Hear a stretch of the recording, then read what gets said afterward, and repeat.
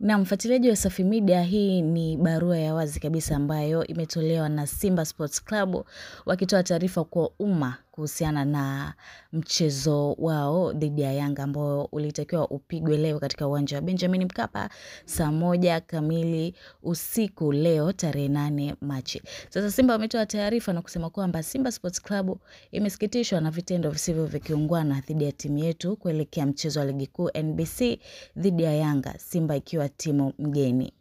Kwa mujibu wa kanuni ya 17 kifungu cha 45 ya kanuni ya ligi kuu bara, timu mgeni ina haki ya kufanya mazoezi kwenye uwanja wa mechi angalau mara moja kabla ya siku ya mechi katika muda tarajiwa wa mchezo husika.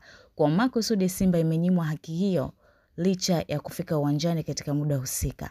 Katika sintofahamu hiyo, Simba iliarifiwa na meneja wa uwanja kuwa hana maelekezo ya kuruhusu mazoezi kufanyika bila maelekezo ya kamishna wa mchezo.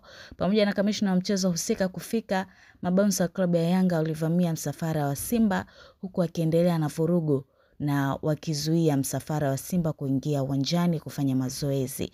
Jitihada za Simba kupata ufumbuzi wa changamoto hiyo hazikuzaa matunda kwa zaidi ya masaa mawili kabla ya Simba kuondoka eneo la nje ya uwanja kwa sababu za kiusalama ambazo zimerekodiwa kwa ajili ya ushahidi.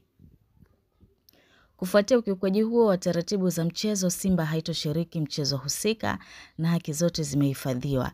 Simba inahimiza kuchukuliwa kwa hatua stahiki dhidi ya wahusika wote wa sakata hili. Barua hii imetolewa na management ya Simba, management ya klabu ya Simba. Kwa hiyo bwana, dabi ya Kariakoo ambayo tulikuwa tunaitarajia leo pale Benjamin Mkapa majira ya saa 1 usiku leo Machi 8 haitokuwepo kwa mujibu wa taarifa hii. Yaani mechi ya Simba na Yanga haitakuwepo kwa mujibu wa taarifa hii.